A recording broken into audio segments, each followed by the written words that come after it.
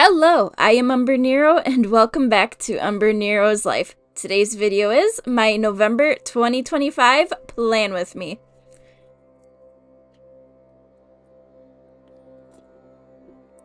So, like we've done every month, time for a new bullet journal spread based off the ETB boxes that I have.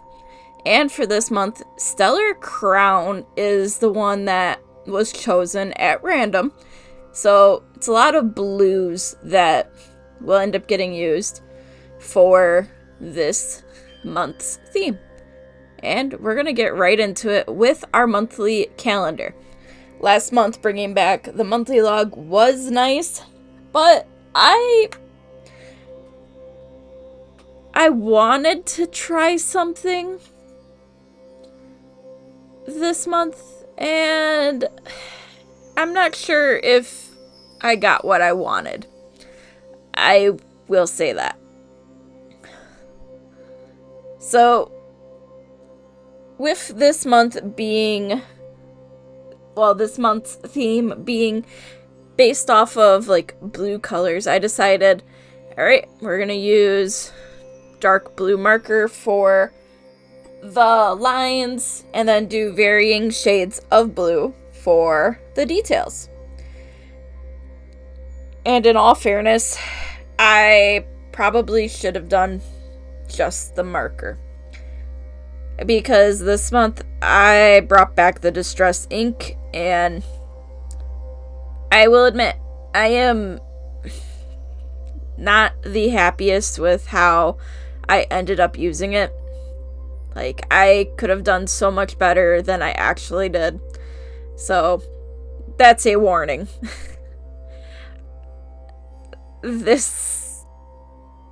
At least my cover page here, where my calendar is, that ended up a little bit rough, I will admit. But I wanted vibrant blue, and, well, I will say I did get vibrant blue. A little too vibrant of a blue. And I usually use something different when I'm doing this, and in all fairness, I grabbed the wrong type of sponge for this month. So around here is where I'm realizing this is not going how I want it to. Well, let's see, can I do what I've done with other things? Nope. So, I will admit, I made a mistake. And, in all fairness, I can probably fix this, like, later, but it's going to take, like, using a silver marker or a silver pen, going in and just putting in like little sparkles over the top of all this blue to try to fix it. Especially the dark blue. So I tried to make it look a little geometric, like it's slightly on purpose, fade out the colors in areas, and I tried to make it work because I made a mistake. I didn't want too much white area though, because, yeah. So, this was my solution. Try to make it look a little bit on purpose around the border at least. And in the middle there, just have some lighter shades. You learn from your mistakes, and that's exactly what I did here. So I added the title, then it's onto our monthly tarot page for November. And same thing, we're going to start with the calendar because it's the easiest thing to do. This time I made it smaller because I just wanted it to fit a little bit nicer. And I didn't want it to be squished weird and have things going over the center of the pages and all of that. So I made it work with how much space I have.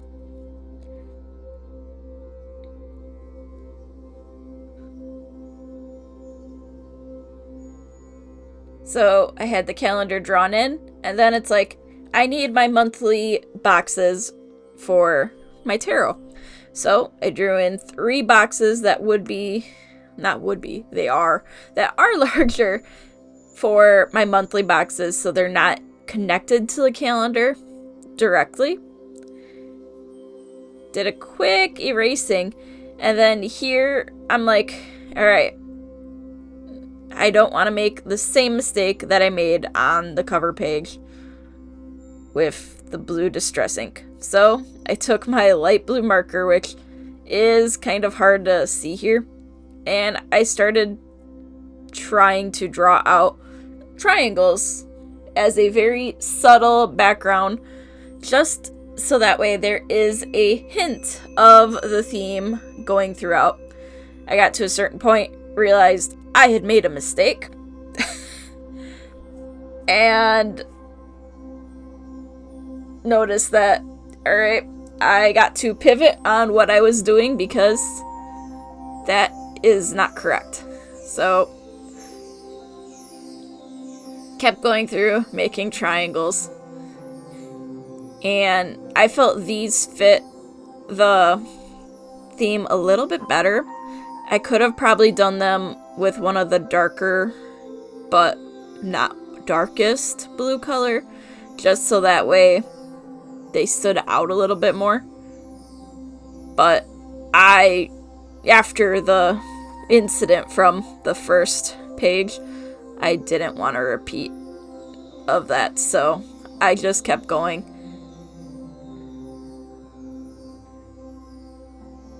Then it was just quickly adding more of this design down the page. And I only did the design on the one side to make it a little bit easier, because then I didn't have to draw this over the course of both pages.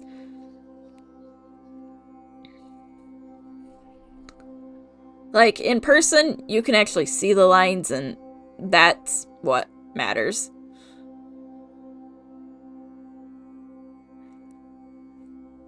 But that also means I did choose a light enough marker for some other things that I included.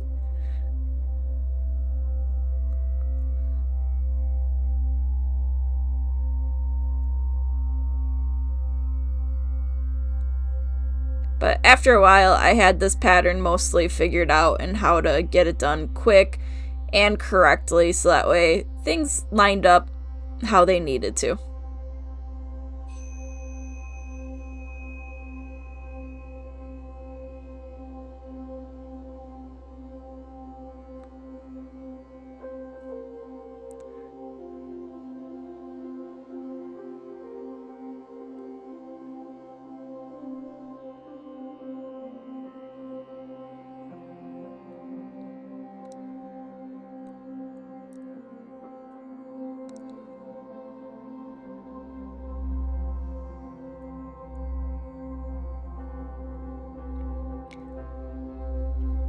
So I decided to bring a little bit of the distressed ink over to this other page just to fill in a little bit of the blank space, but I did not want to use it thick right where it's bright and bold, because that just, the monthly calendar burned me on that. So I used it very lightly, right where overlaps would be the darker points. And that turned out a lot better. But up next is time for my goals and things stuff and my dad's stuff, because these are 2 quick spreads that always come in handy, and they're helpful. Which reminds me, I still have stuff from all the way back in August on my goals and things that need to get taken care of that probably should get done before the holidays. So I should probably do that here soon. But for these, I went the simple route. I just put in the little titles, and then I decided to go make 2 columns for things in here. And I was roughly counting when I was drawing in the highlights here, and I'm like, I think this is even, and I realized very quickly they were not. So I'm like, alright, here's how I'm fixing it. On the dad stuff section, the first column's gonna be bigger, second column's gonna be smaller. For goals and things, I'm reversing it, just to make it a little bit more balanced and seem more purposeful.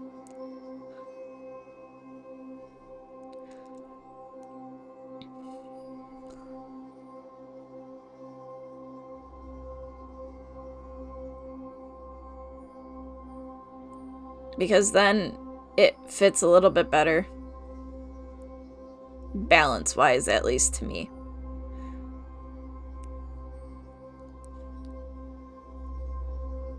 And out of all the spreads that I did for my journal this month, this is the only one that I actually left at full length of how long it took me to do it. So this was only 2.5 minutes to do a simple, very basic, minimal spread. But I wanted to bring something back in the next one. So that means the habit tracker returns after a hiatus of however many months, and I figured November is the perfect time to bring this back because there are things that I want to do, and this should help me accomplish these things. So I decided on all of the even days of the month, I'm going to highlight that row with my light blue. So my light blue color did get a workout this month. At least you can see it when I'm using it with the brush tip and not the fine tip. But did this first just so that way I had this part all mapped out, knew where the numbers were going to be, and things like that. Because then it's like, alright, we're taking the next darker shade, using that as a dividing line for my days and where my habits will be listed. And then the darkest blue came back for labeling. Just made sense. And having this kind of be like truly a monotone theme this month, it is kind of neat.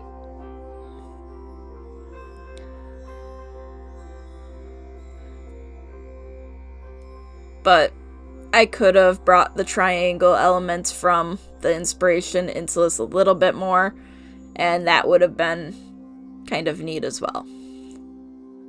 But now that I had everything down the side done, I quickly wrote down the habits that I had jotted down late last night across the top onto another piece of paper, so that way I could erase all of the pencil marks on this page because they needed to go. One, I wanted to make sure they didn't stick around where they didn't need to be. And two, I just wanted to have the top part all clear so that way any color that gets put down won't seal in the pencil. So that second lightest blue came in, got used for the other line. And then here I decided to write down the first one. And I went, I should have done that after I did my column line. So first one was done, and then it's like, all right, let's just do every other column line so that way things are marked. And then doing it this way also fills up the page so that way it looks like it has more of a pattern than it actually does.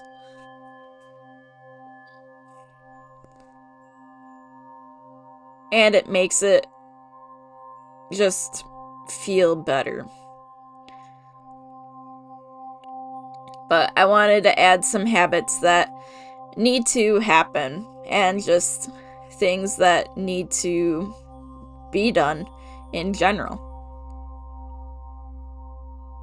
So I only added 8 columns going down because that's how many things I had on my to-do list.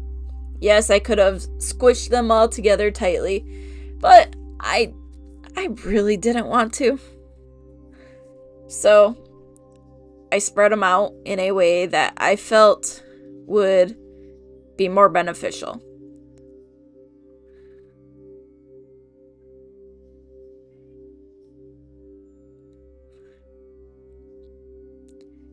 So I added in the 8 categories that I really want to improve on for November. And we're going to see how this goes, considering in October I did a lot better. But now for my weekly log. There are some months where I modify it to work with however many days are in the month, or with months that have odd layouts. November is one of those months. Usually I like doing my calendar Sunday to Saturday. Well, if I did that, I would have, 4 full weeks of Sunday to Saturday days. And then I would have 2 other days where there's only 1 day each. So I made the executive decision for my journal because I wanted it to be something that made sense for my brain. I decided to go, we're going to do the 1st through the 8th, 9th through the 16th, 17th through the 24th, 25th through the 30th, within 4 pages, because I didn't have a plan for what to use the empty space for. That would have been with the first week, and it would have been way too much empty space for the last week. So I went through, divided out all of the sections, and then here I decided I am going to put a little space to just write about how that day went. Like a little bit of a memory keeping aspect that I want to add for November. I figured this should work. This could work. And it helps me keep things consistent.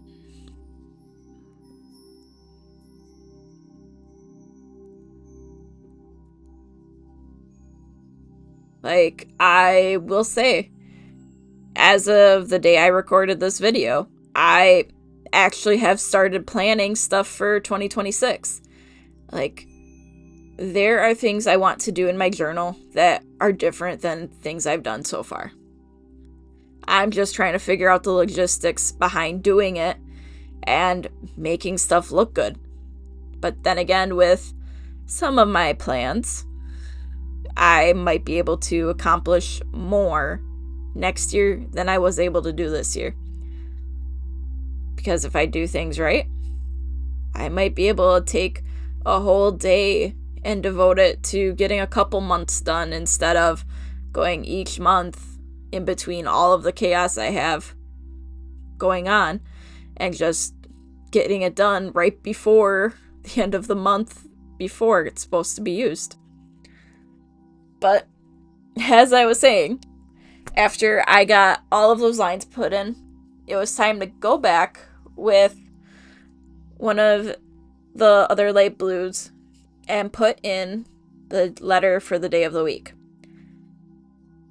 And I did this to help me make sure I did not miss a day, because that is something that has happened many times. So I use this as like a second verification of this is enough days, right?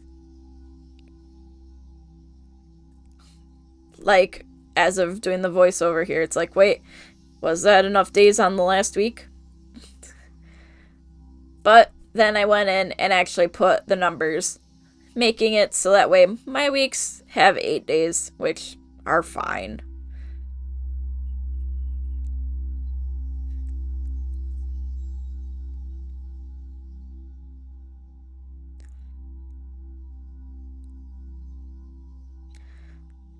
But that was it for my weekly logs, because I wanted it simple and useful. And up next is my migration area, because I've actually been using this section quite a bit this year, at least in recent months. So I decided we're going to write it down the side here, and I'm going to make the letters smaller as I go down, so that way simple and easy to do. Then I decided I'm going to make a spot here, right where I can put a list of to-dos for next month. Just because it made sense. Why not? And it gives it some more design.